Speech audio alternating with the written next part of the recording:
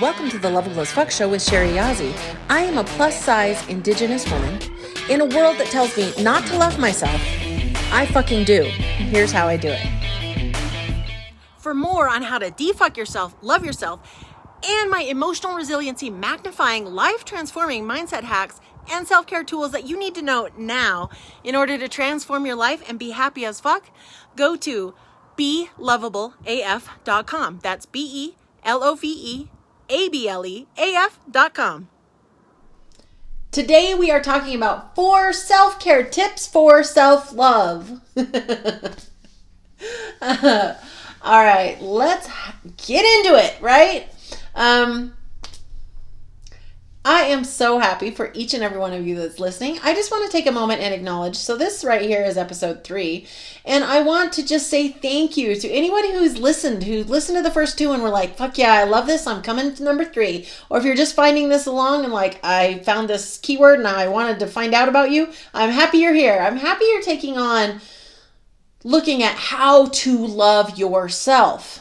It is such an amazing, for me, it's the fundamental thing of everything that I've wanted, everything that I was looking for. Some people, I know their journey is on creating wealth or creating legacy. And for me, it's always been about creating this love, finding love. And I thought that was outside there, right? I thought that was in a relationship. I thought that was from other people. I didn't understand that this was an inside thing. This was a only over here thing, and that how I felt about myself mattered. So I just want to acknowledge any of you who have been on that journey, good on you.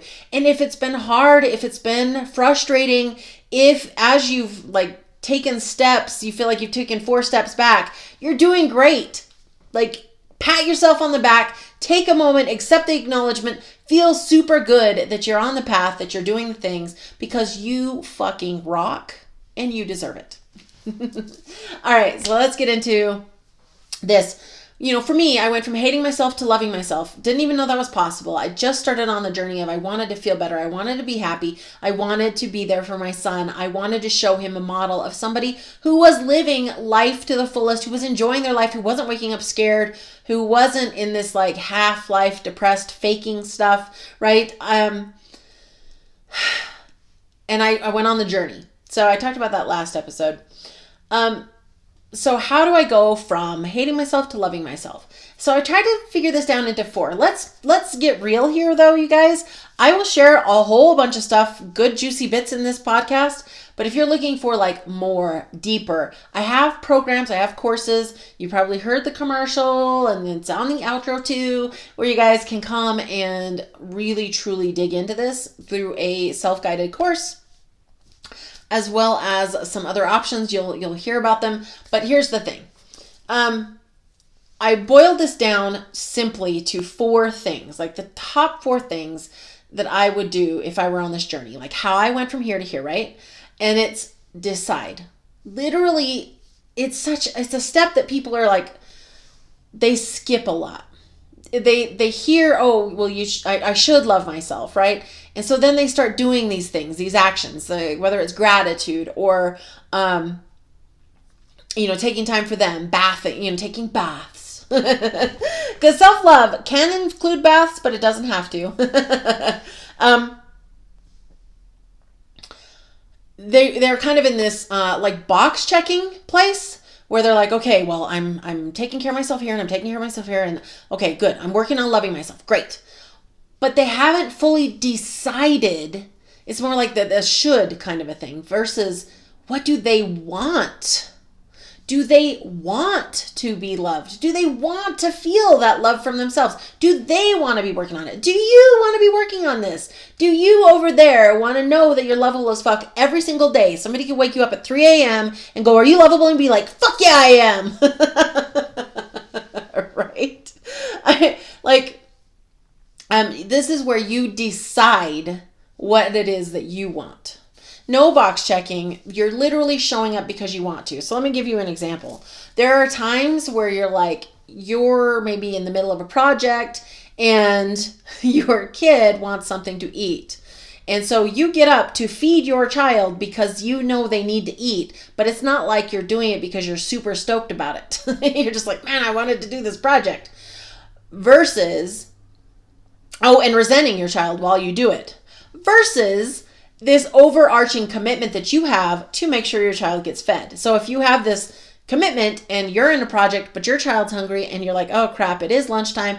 All right, I'm going to go ahead and do it. Why am I doing it? I'm not doing it because I should, because I'm supposed to, because they're making me, because they're little pains in my butts. I'm doing it because I want my child to be fed, and I'm going to go ahead and enjoy it as I do it. Let's do it. Let's have lunch together with the kids. Like it's just a very small turning of your head, if you will. It's a very small shift in getting clear that you are the power and the person who makes the decisions in your life, that you get to decide how you want it to be. You get to decide how you want to show up in your relationship. You get to decide how you would like to be treated in a relationship. Now, can you control what another person does? Nope. Never, sadly. And if you can, that's going to be a bad thing.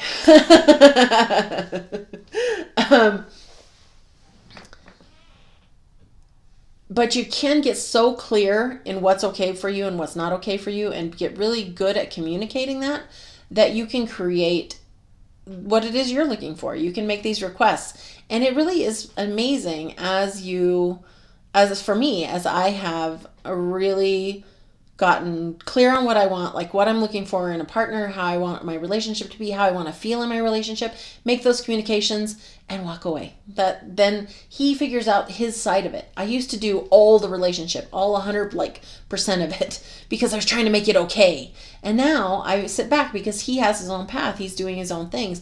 And if he's choosing to show up and be in this relationship with me, then that creates something completely different with an entirely different feel, right, of me doing so much. So got off on a little tangent there, but decide what you want. Do you want to do this? Do you want to get on this journey? And decide powerfully. Have a really powerful why, because this shit sometimes, as you uncover things, is unpleasant or hard or frustrating or I remember there was a moment where I was lovable. And I no longer wanted to do kind of the pattern that we've been doing in our relationship, where I was unlovable, and so my husband, one of his patterns is like that he's a piece of shit. So together, you can imagine, we had this pattern where he would hurt me or say something awful or mean, and then I would know that I was unlovable, and he would know he was a piece of shit, and boom, we both got our needs met. And then there was a point where I was like, no, I am lovable, so I don't need to have that anymore. I don't need that anymore. And it was really a hard transition, right? Because he still felt that he was a piece of shit. So how could he get that need met? Because I was no longer available for anything like that, any kind of threatening to our relationship. I wasn't available for it anymore. So what happened? Like, how did we get through that? That shit was hard to do. It was difficult, right?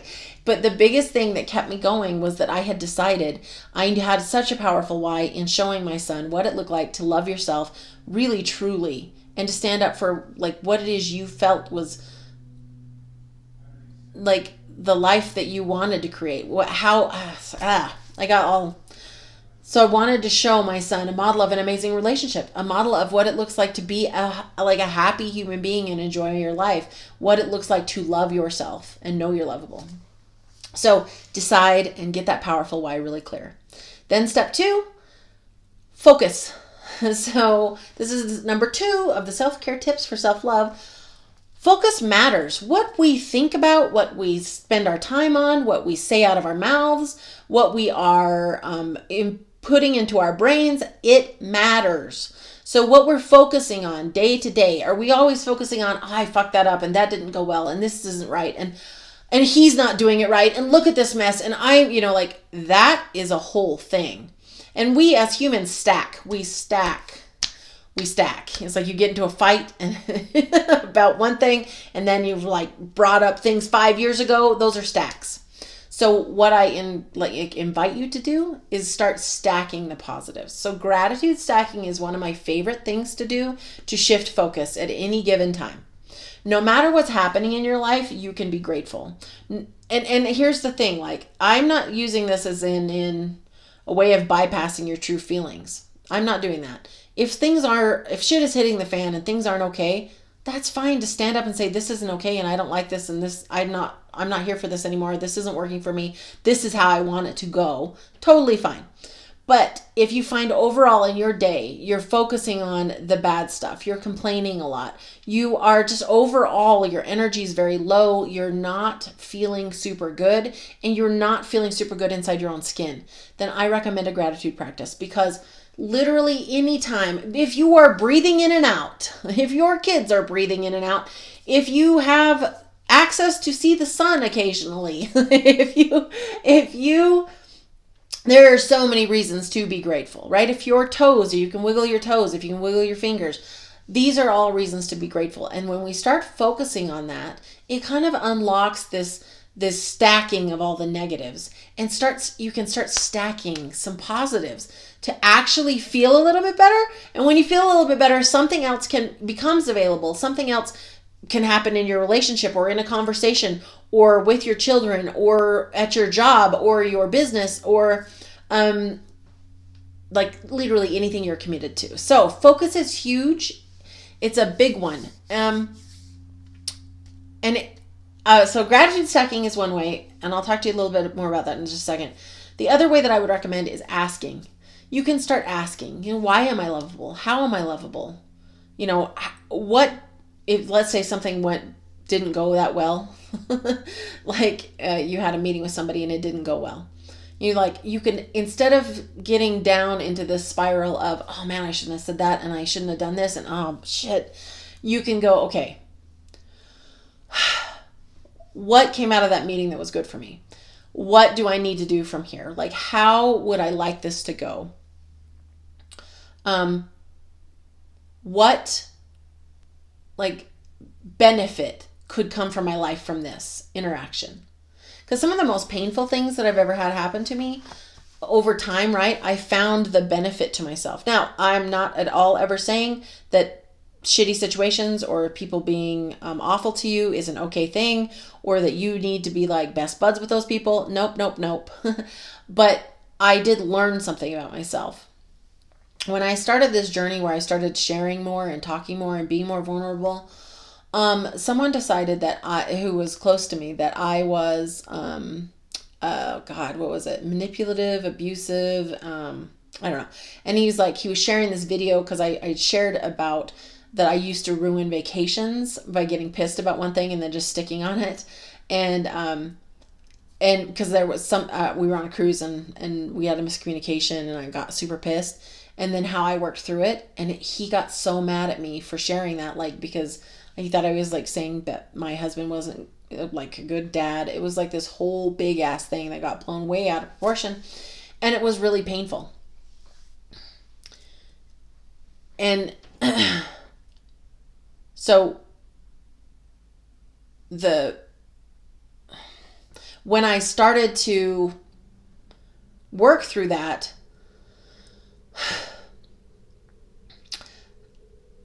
and understand that not everybody was going to be okay with me, because it was painful, and I didn't enjoy the whole situation. It wasn't fun. But what I learned from it was that I was okay speaking my truth, regardless of what other people thought. And if it literally took people away and out of my life, that was an okay thing. That maybe that relationship wasn't the best thing for me because it was apparently built upon something more fake, right? If someone can't withstand a little bit of my truth, if they go running from it, then it's not my job to run after them. That it's better to stand in my truth, and then the people who are cool with my truth, they show up.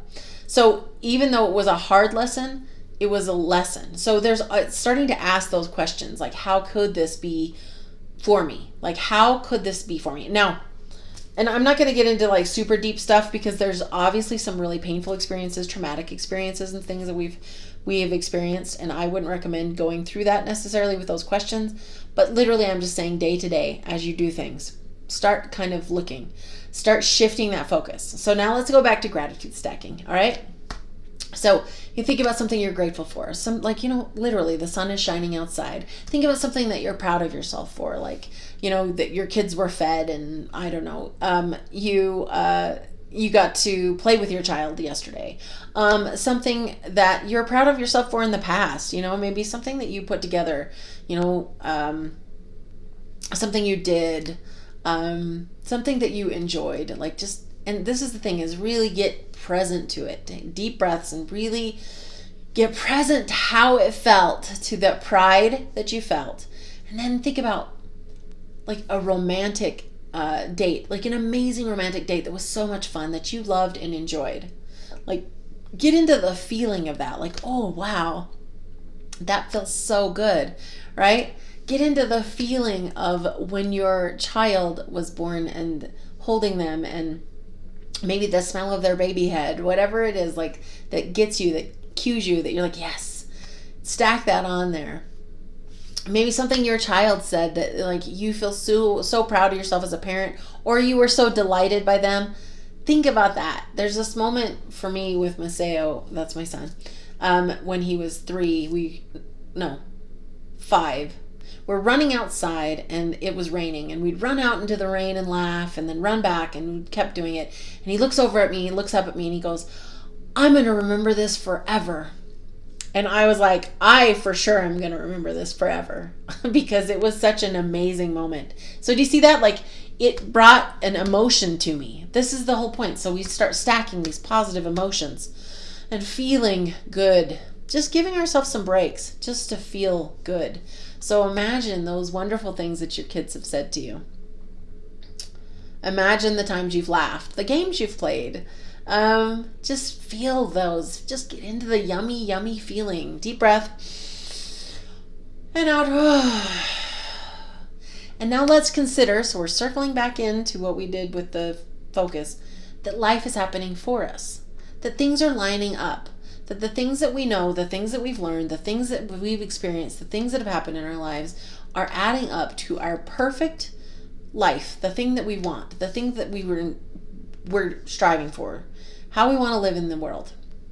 Imagine that it's all stacking up, one after another, to support you in the life that you want to live. Okay. Whew. All right, so that was step 2, and then step 3, unfuck your beliefs. This is one of my favorite ones. So, you can learn all these things. You can learn, like, you can be doing the gratitude, the morning routines. But then what happens when you don't feel like it and you don't do a morning routine for 3 days in a row, and then you're a crazy fucking bitch? I've been there. It's exhausting. It feels exhausting. Like, you start learning all these things and you start doing them and they work and you feel better and things are going better and you're like in this momentum place, and then all of a sudden you're like, but you kind of get off of it. Maybe you stop working out, or you stop doing the thing that works for you. Right? And then all of a sudden you're like 2 weeks out and you're like, oh man, I feel like a depressed blob. What's happening? You're like, oh, I haven't been doing my gratitude. I haven't been doing blah, blah, blah. So the next level of it is unfucking your beliefs. It's literally going around and finding the beliefs that are dragging you down. So for me, like, I was unlovable, God hated me, and life was hard. Those were my 3 core beliefs about myself, my higher power, and the world, right? Now, those beliefs were getting proved to me all the time. Things were always hard. I had so much evidence about how hard everything fucking was. I had a lot of evidence that God hated me. It was like things blowing up, car accidents, my childhood, lots of things. I had lots of things. And then that I was unlovable, right? I mean, men cheating on me, really painful relationships, people leaving me. Like, I had so much evidence that I wasn't lovable, right? All the way down to, like, I didn't have, like, a cliquey friends group. Like, I wasn't in that kind of a thing. Like, I had so much evidence for those things. And guess what? I continue to collect evidence for those things all the time. All the time. It wasn't until I really took on those beliefs, shifted them, and you're like, okay, great, Sherry. So how do I do that? So I would say absolutely get into my course, Happy as Fuck, because I absolutely take you through step by step how to shift your beliefs. And this isn't like a pretend thing. This isn't like, okay, so I'm unlovable. So I'm just going to say I'm lovable, I'm lovable, I'm lovable. And hey, any little bit you can do, if you can believe it at all, an affirmation can be useful for you. I will give you a little tip here. If you can't, like if you absolutely know with your whole soul that you're ugly and you say your affirmation is I'm beautiful, your brain is going to immediately go, no, you're not. So one way around it is to ask questions. How am I beautiful? In what ways am I beautiful? And your brain will go hunt it down like Google. Oh, well, your hair is lovely. Or you know what I mean? Like your soul is gorgeous. Like you'll start getting some of these answers.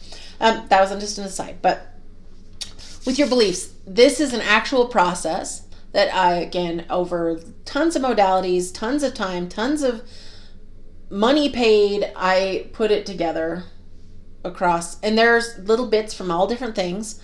So it's not all unique to me. But it is unique in the way that it is all put together. And you literally get clear on these beliefs and then you can rewire them. Okay, and that's the deal. Once you rewire it, so truly, when I went from I am unlovable, no one will ever love me, to I'm lovable as fuck, of course people love me, you can imagine that those beliefs provide me a very different life. Living over here, or living, in the I'm unlovable versus living in I'm lovable, very different life. Very different relationship, very different, like, friendships, very different in my head, okay? So, unfuck your beliefs is the next part. And it's not something because it is a process. You need to commit to it because it's like, day 1, you've got some stuff. Day 3, you've got some stuff. Day 7, day 21, we are practicing in there. So it's absolutely needs to be in a container. So if that's for you and you're like, okay, yes, I'm here for this, then get in that course. It'll be in the show notes description. Okay, so step 4 is up level your set points. So one of the ones I recommend starting with is happiness or energy. Either one of those, because as we bring more energy to things, like it changes the way that it goes. Think about if you're trying to get a task done, even like, let's say fold the laundry. Okay, this is like an everyday task. Lots of people have to do it. So you've got this big pile of laundry sitting on your couch. And your energy is like, and you're like, oh my gosh, I just want to like binge watch some TV and I can't, nothing. And you're like, okay, I should fold the clothes. So you're like folding the clothes. Or maybe then you stop and then you've got some folded and some not, right? That's a low energy way to approach that. But let's say you're like in this great place and you're like, oh man, the day's been so great and I'm feeling so good. Oh, this laundry pile, I would like to get it off of my couch so that my living room looks nicer. So I feel more space, right? I literally am going to create myself some space. And so then you're like, ooh, I'm going to pop on a show that I really like, or I'm going to listen to music and dance as I fold. And you're just like, boom, boom, boom. And you get it all folded and put away. And then it's like, whoa, there's some space in your living room that you just created for yourself. It's energy matters in your business, in your relationship. Like, oh, let's talk date night, right? You show up date night like frazzled and like stressed and just over it all versus you show up to your date night excited to spend some time with your partner, just you and them, tuning in, having fun, laughing, like it's a whole other vibration, literally from your own energy. And this is a little tip I will give to you. Your energy is an amazing tool because whoever has the biggest energy in the room runs the room. One more time. Whoever has the biggest energy in the room runs the energy in the room. So have you ever walked into a place where like people are like bickering and it's like the whole, like it just feels heavy. And then you walk in and you were maybe feeling good, and all of a sudden you're like, whoa. So good news for all you fellow powerhouses out there who have big old tails swinging around with your energetic tail. You can affect the energy of any room no matter who's in it, because if you intentionally do it. So I started doing this when my son was younger. When sometimes kids get mad. They really are throwing it like a big fit. They're really struggling. And at first, I didn't know what to do. Like, I'm like, But over time, I got really clear that if I brought this, if I got grounded and really grateful, I didn't have to say a lot. I just literally was so much so in that feeling that over time, a little bit of time together, just sitting there with him, he would start to ease off. It would start to pull back, because people need to feel their emotions. So I'm not saying that, but you know what I'm talking about. I know you moms know, where their emotions are so scary and big and painful. And yeah, they need to feel their emotions, but we also need to help them learn to manage their emotions, right? And so that was me. I sat next to him and I just extruded, really felt grateful and really calm. And it's like, ooh, he just eased off a little bit. And then he was still able to feel his feelings, but not have it be quite so scary. So that's what I mean.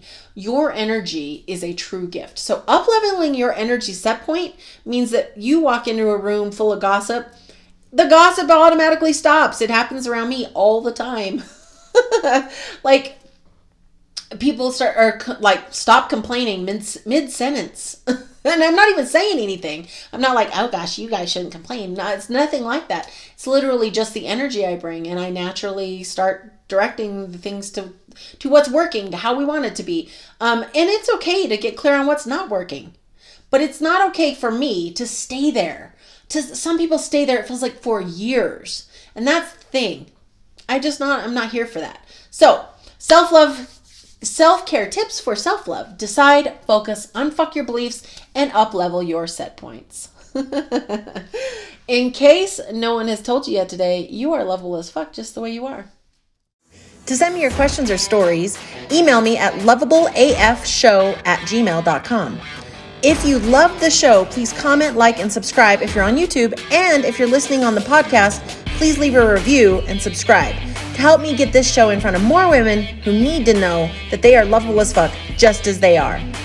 Check out the show notes or go to belovableaf.com. That's belovableaf.com for more of how to unfuck yourself, love yourself, and be happy no matter your size. I said it before and I will say it again. You are lovable as fuck just as you are.